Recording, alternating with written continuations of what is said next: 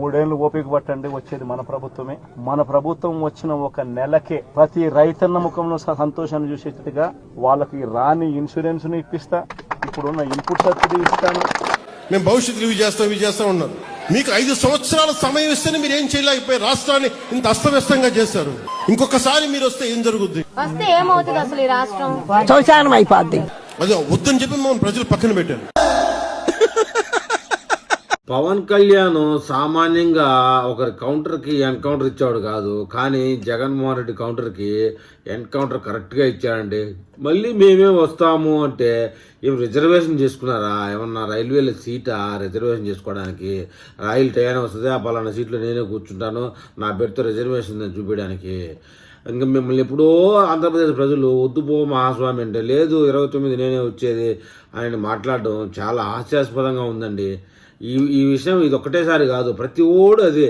మాజీ మంత్రి అంబటి, ఇంకా చాలామంది మంత్రులు, ముఖ్యంగా పేర్ని నాని, అంబటి, వీళ్ళందరూ కూడా మళ్ళీ వచ్చేది మేమే అని కలాపనలు అంటున్నారు. దానికి మీమ్స్ కూడా ఏం చెప్తానంటే అబ్దుల్ కలాం కలమన్నారు, కానీ ఇది జీవం లేదు అని చెప్పి బూతు మాట మాట్లాడుతున్నారు మీమ్స్లో. ఇలాంటి మాటలు మాట్లాడడం వల్లే మీమ్స్కు గురవుతున్నారు.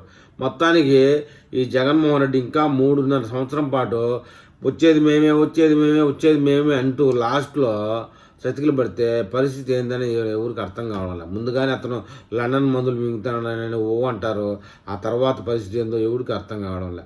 ఇంకా ఎలక్షన్ ముందు 1 నెల 2-3 నెలల ముందు మాట్లాడినా దానికి ఒక విలువ ఉంటుంది.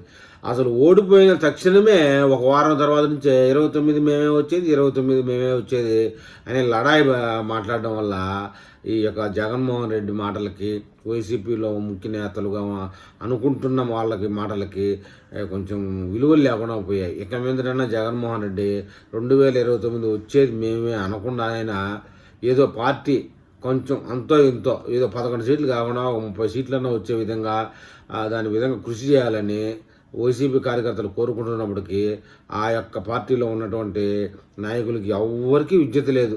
ప్రతి ఓడు ఏం మాట్లాడినా దిగజారిపోవడం, వేరే విధంగా పలచనైపోవడం లాంటి వ్యవహారాలు తప్ప ఒక్కడు కూడా పార్టీని బలోపేతం చేసే విషయంలో ముందుకు రావడం లే.